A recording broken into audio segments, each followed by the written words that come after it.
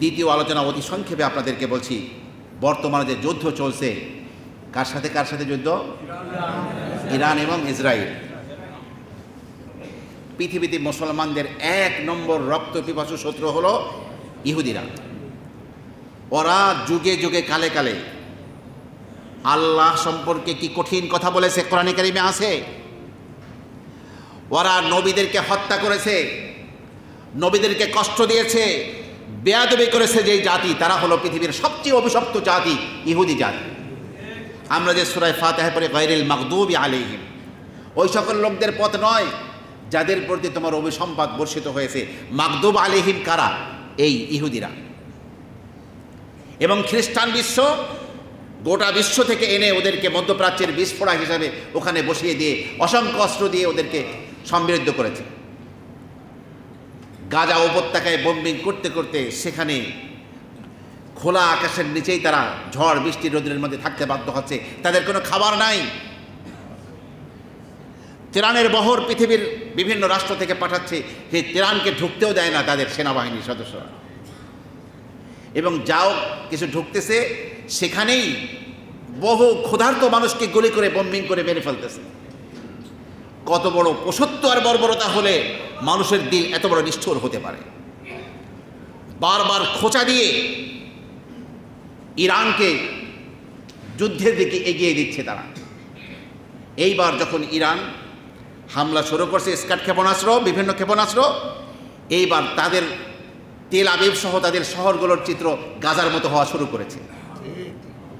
এখন তোমাদের কষ্ট লাগে, তোমরা মুসলমানদের সাথে যে আচরণ করেছো, তোমরা করেছো, মুসলমানদের কষ্ট লাগে নাই? তোমাদের এখন শরীর থেকে রক্ত ঝরছে, মুসলমানদের রক্তের দাম নাই?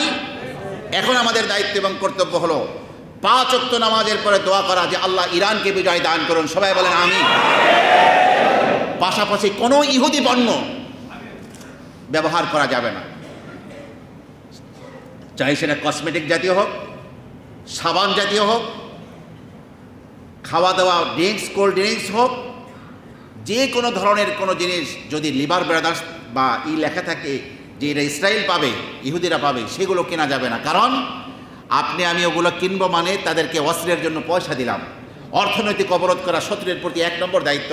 রাসূলুল্লাহ সাল্লাল্লাহু আলাইহি ওয়াসাল্লাম সেই দায়িত্ব পালন করতে গিয়েই বদরের যুদ্ধ সংগঠিত হয়েছে।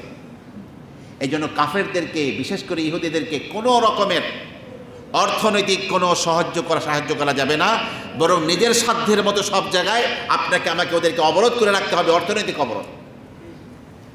এবং যদি সম্ভব হয় কখনো আল্লাহ সুবহানাহু ওয়া তাআলা ওদের বিরুদ্ধে লড়াই করতে যাওয়ার, শাহাদাতের মর্যাদা লাভের জন্য সেই চেষ্টাও করতে হবে।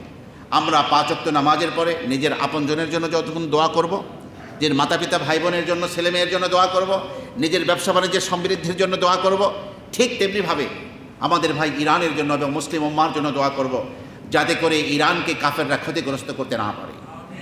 এখন ইরানের পক্ষে আমেরিকা এবং ইউরোপ এগিয়ে আসতেছে। যখন গাজার মুসলমানদেরকে মারছে তখন তোমরা কই আছিলা? কাজেই কাফেররা সবসময় তাদের পক্ষই টানবে, আর আমাদের মুসলমানদেরকে কী করণীয় তাদেরকে সেই সিদ্ধান্ত নিতে হবে। 1924 সালে খেলাফতে ওসমানিয়ার পতন হয়েছিল, 2024 সালে শতাব্দী পূর্ণ হয়েছে। এখন আপনার মুসলিম উম্মাকে ভেঙে টুকরা টুকরা করার পরে আর মুসলিম উম্মা ঐক্যবদ্ধ হতে পারেনি।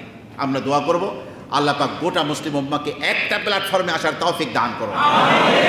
ওমর ইবনে আল খাত্তাব রাদিয়াল্লাহু আনহু, তিনি যখন শাসন ক্ষমতায় ছিলেন, তার কোনো রাজপ্রাসাদ ছিল না, মসজিদে নববী তার অফিস। একজন ওমর পৃথিবীতে আসেন, গোটা পৃথিবীর সমস্ত রাজা বাদশাদের মাথাগুলো নত হয়ে থাকতো, গোটা পৃথিবীর ফিতনাগুলো মাথা নিচু করে থাকতো, কারণ ওমর ক্ষমতায় আসেন, মাথা ছেঁচে ফেলবেন। এরকম এখন একজন ওমর ইবনে আল খাত্তাব দরকার মুসলিম উম্মার জন্য। আয় আল্লাহ, আমাদের জন্য আসমান থেকে ওয়াজআল লানা মিন লাদুনকা ওয়ালিয়্যা, এমন একজন নেতা আমাদের জন্য পাঠিয়ে দাও। চিৎকার করে বলেন আমিন।